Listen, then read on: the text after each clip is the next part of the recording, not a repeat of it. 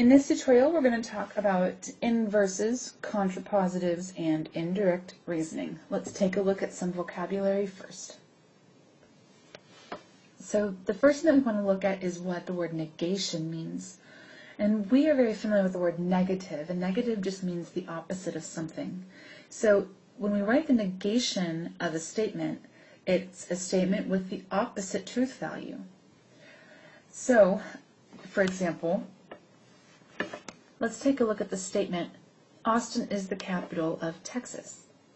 Now, this has a true truth value. So if I wanted to make the negation of this, I would say, Austin is not the capital of Texas. And this is a false statement. So a negation is just a statement that has the opposite truth value. So another vocabulary word that we have in a new concept is called the inverse. And what the inverse does is it negates the hypothesis and conclusion of a conditional statement. So we're back into the conditional statement type of ideas. And if you'll recall, we had converses before, as well as biconditionals. Well, here we're going to add a new one. We have an inverse. Let's take a look at an example. So here's our conditional statement. If you live in Texas, then the capital is Austin. So if I were to make the inverse of this statement, I'm going to take the hypothesis and negate that. So that would be if you do not live in Texas. And then we have to negate the conclusion, then the capital is Austin. Well, the negation of that would be then the capital is not Austin, which gives the entire inverse being, if you do not live in Texas, then the capital is not Austin. So that's our inverse. So here we have the contrapositive. So what the contrapositive does is it switches the hypothesis and the conclusion and then negates them both. So let's take a look at the conditional statement that we just looked at. So here we are again. If you live in Texas, then the capital is Austin. So first of all, let's go ahead and switch the hypothesis and the conclusion. So here we go. If the capital is Austin, then you live in Texas. So there we go. I switched the hypothesis and the conclusion. Now I need to negate both the hypothesis and the conclusion. So this is going to look like this. If the hypothesis states if the capital is Austin, then to negate it, it would be if the capital is not Austin. So if the capital is not Austin, now let's negate the conclusion. Then you live in Texas. Well, the negation of that would be then you do not live in Texas. Then you live in Texas. And there's my contrapositive statement. And what's interesting about the contrapositive statement is it has the same exact truth value as the original conditional statement.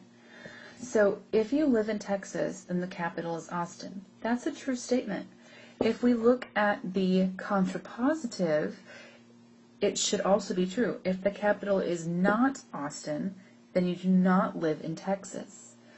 And if we're talking relative to the United States, that is also a true statement. And this is always going to happen. The conditional statement, CS, will always be equal to the truth value of the contrapositive. Now, let's go ahead and summarize all the different kinds of conditional statements that we've seen so far. So to sum up, the very first kind of statement that we saw was a conditional statement. And we read this, P, then Q. And the way that we read these statements is it says, if P, then Q. All right. The next kind of statement that we looked at was the converse. And what a converse did is it switched these statements around. So it said, if Q, then P. If Q, then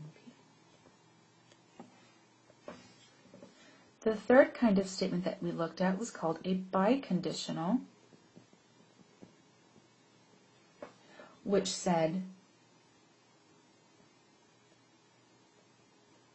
P, then Q, which we read P if and only if Q.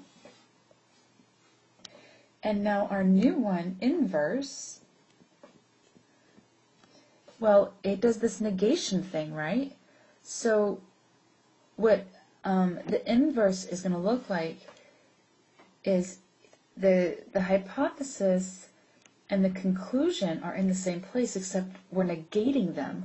Well, we use the squiggle that's on top of our congruent symbol to say not. So not P, then not Q.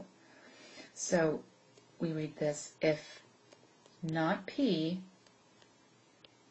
then not Q. So the squiggles mean not. And then the last one that we have is the contrapositive, which switches the hypothesis and the conclusion and negates them both. So this would be not Q, then not P.